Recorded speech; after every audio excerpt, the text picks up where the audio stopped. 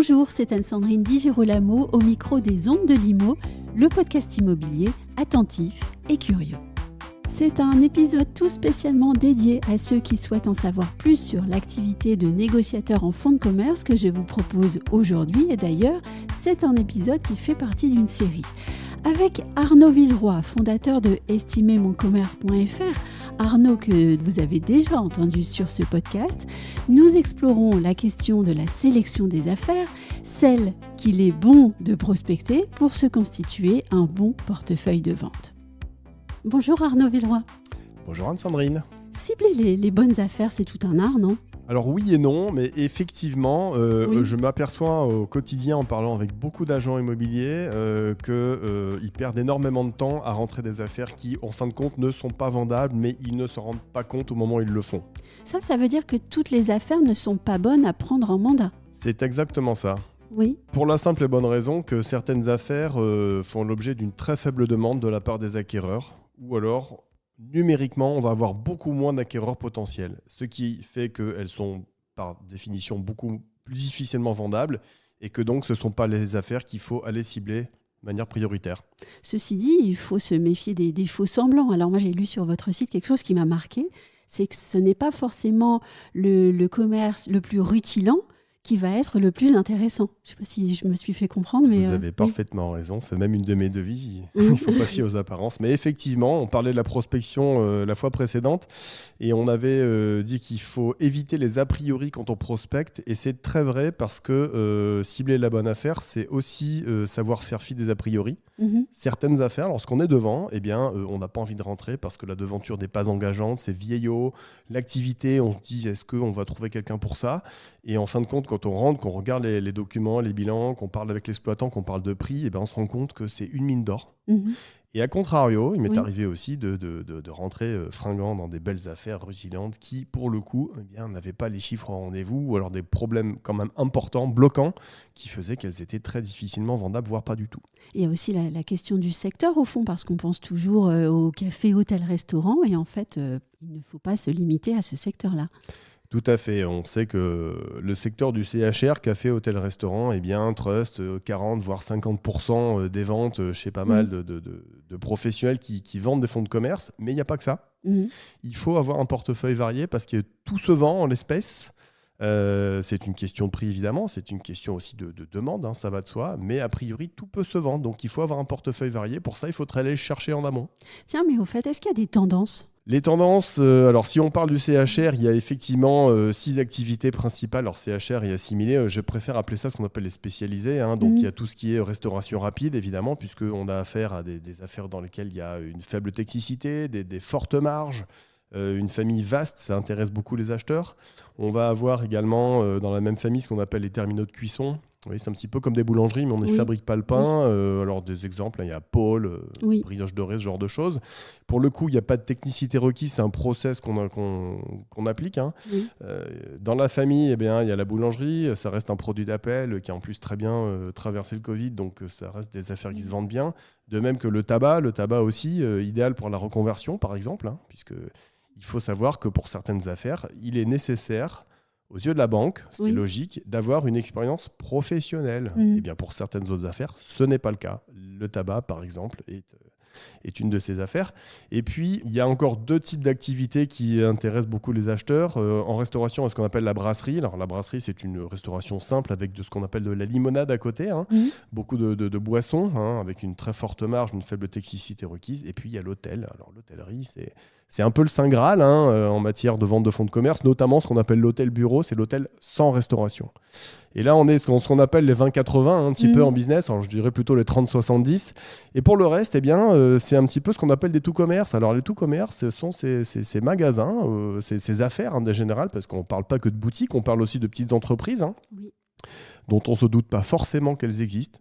Mais on va pouvoir, lorsqu'on a un acquéreur qui vient vous voir avec un projet qui n'est pas très bien ficelé, mais qui est motivé pour acheter, mais qui n'a pas forcément le profil professionnel pour aller sur l'activité qu'il nous demande, notamment la restauration, eh bien, on va pouvoir, en fonction des critères qu'il nous a indiqués, l'orienter vers autre chose. Oui. Et cette autre chose, il a fallu bien évidemment aller chercher en amont et donc avoir prospecté et donc ne pas avoir eu d'a priori pour dire tiens, je vais rentrer cette boutique qui est spécialisée dans le transfert de photos sur des mugs.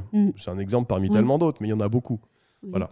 J'ai envie de vous poser une question qui n'était évidemment pas prévue. Il y a une image d'Épinal, en fait. C'est le petit couple qui rachète une affaire. Déjà, est-ce que c'est une image d'Épinal ?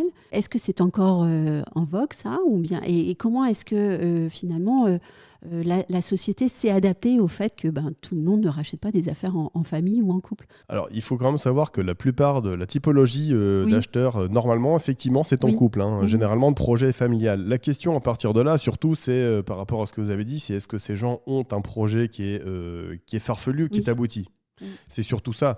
Parce qu'on a parlé de métier. Voilà, alors le gros cliché, j'ai reçu durant pas mal d'années, le petit couple très sympa, voilà, on veut acheter un restaurant, ah bon, vous êtes pro resto ? Non, mais vous savez, tous les soirs, tous les samedis, on reçoit nos amis, ils nous disent qu'il faut ouvrir un resto parce qu'on cuisine super bien, on va chercher un resto. Et ces gens-là, vous êtes leur premier contact en fait en tant qu'intermédiaire immobilier, ils sont même pas allés voir une banque souvent, et le piège dans lequel il ne faut pas tomber en tant qu'intermédiaire, c'est de commencer à leur montrer tout plein d'affaires, parce qu'on va perdre du temps. Oui. Ce qu'il faut faire avec ces gens-là, c'est mener un entretien qualitatif pour comprendre ce qu'ils cherchent, ce qu'ils veulent pas, leur rapport, leurs critères de vie, leurs critères personnels, leur ressort décisionnel, vraiment ce qu'ils cherchent, parce que notre objectif, notre mission, c'est de leur trouver une affaire qui leur convient. Et non pas forcément l'affaire qu'ils sont venus chercher. Donc je sais qu'il m'est arrivé dans 30% des cas de vendre à des couples des affaires qu'ils ne sont pas venus chercher. Et ils étaient très contents au final parce que j'avais fait ce travail de découverte et de tri. Et à la limite d'inverser le rapport de force en leur disant non, je ne vous montre pas un resto parce qu'on ne vous suivra pas à la banque et vous allez avoir le cœur brisé si je vous montre une petite affaire que vous adorez. Oui. Et puis aussi, il y a la question de ne pas se décrédibiliser par rapport aux vendeurs. Il y a ça, mais effectivement, quand on est agent immobilier, je pense qu'il faut toujours voir un acquéreur comme un triptyque. Il y a l'acquéreur, mais derrière lui, il y a ses conseils qui sont l'expert comptable et le juriste. Et puis derrière lui, il y a un banquier. Et tous ces gens-là n'ont pas une approche à l'affect. Ils ont une approche très, très cartésienne, de chiffres, de finançabilité. Pour la banque, il y a le profil professionnel aussi. Donc, si parfois, on peut être amené à séduire un acheteur sur de l'affect pur, bien derrière, il y a ces conseils qui vont dire non. Donc, il faut anticiper ça et se dire, je vais quand même trouver vraiment l'affaire qui convient à ces personnes. Tiens, vous avez parlé des aspects financiers. Quels sont les critères essentiels d'une bonne affaire à avoir dans son portefeuille ? C'est une excellente question. Alors déjà, il faut, en termes d'activité, qu'elles répondent aux activités qui sont recherchées par les acquéreurs. Donc celles que j'ai citées, mais aussi un cycle tout commerce. Il y a aussi des affaires qu'il faut éviter, il faut le savoir. Il faut que l'affaire soit rentrée au bon prix et c'est fondamental. Oui. Fondamental parce que c'est aussi ce pourquoi on a créé justement Estimer mon commerce qui permet de faire des évaluations au bon prix et d'arriver à argumenter directement avec les vendeurs et leur expliquer concrètement pourquoi le prix qu'ils souhaitent souvent n'est pas le bon. Et puis, il faut avoir rédigé une bonne annonce de vente pour déclencher l'intérêt des acquéreurs. Et on aide aussi sur le site avec des outils à rédiger une bonne annonce avec les bons critères attendus par un acquéreur. Et si on fait ce travail en amont de préparation, on a réussi un beau matching qui permet derrière d'avoir des acquéreurs satisfaits. Vous avez évoqué la plateforme estimermoncommerce.fr. Si j'ai bien compris, même en débutant dans le métier, on peut générer des documents fiables et professionnels. C'est même l'objectif numéro 1 d'Estimer mon commerce, c'est de permettre de casser tous ces blocages, tous ces obstacles que nous, on a connus lorsqu'on avait papier et crayon, pour pouvoir aller vendre des fonds de commerce, rentrer des fonds de commerce, vendre des fonds de commerce et surtout être professionnel, crédible, efficace, ne pas perdre de temps, aller droit au but avec une approche à la fois humaine, pro et rapide. Et là, vous me tentez quand vous dites, nous, à l'époque, quand on était avec le papier et le crayon, ce serait peut-être intéressant que vous nous racontiez votre parcours en quelques mots. Écoutez, j'ai d'abord été restaurateur, oui. hôtelier et restaurateur avec ma propre affaire. Il faut savoir qu'à l'époque, je ne savais même pas lire mon propre bilan. Je savais à peine lire mon bail. Mais vous saviez cuisiner encore. Alors, je savais cuisiner, voilà. Oui, je savais cuisiner. Mais encore une fois, c'était autre chose. Oui. J'ai vendu mon affaire et j'ai basculé ensuite dans la vente de commerce et d'entreprise. Après un court passage dans l'immobilier traditionnel.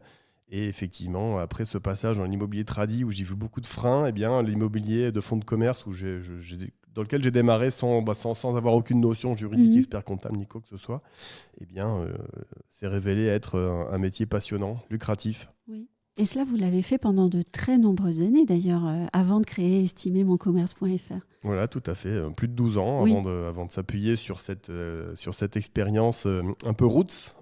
Et donc, toutes les bonnes pratiques. Alors d'abord, il y a eu les pièges, il y a eu les portes, il y a eu les échecs, il y a eu les pertes de temps, les pertes d'argent.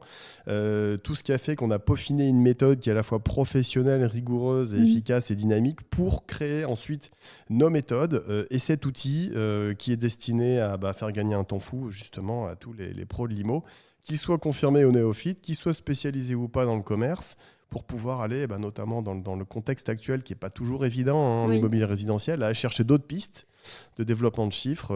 Et aujourd'hui, c'est plus de 17 000 estimations réalisées, 5 étoiles en support clientèle et en site. Ça veut dire que quelque part, on ne s'est pas trop trompé.